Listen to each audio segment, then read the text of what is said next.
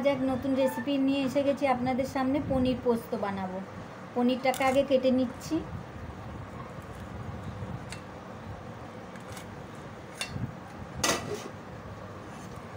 এইভাবে পনিরটাকে কেটে নিয়েছি। কেটে নেব, পোস্তটা বেটে নেব। পনিরটা আগে ভেজে নিচ্ছি। তেল গরম হয়ে গেছে, নুন হলুদ মাখিয়ে নিয়েছি পনিরতে।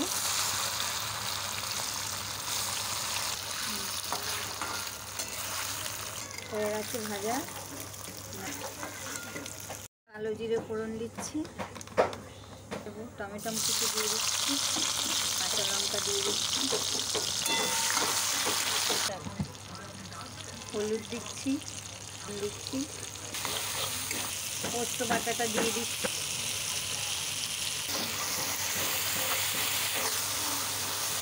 পোস্তটা ভেজে নিয়েছি, এবার পোস্ত বাটি ধোয়া জলটা দিয়ে দেবো।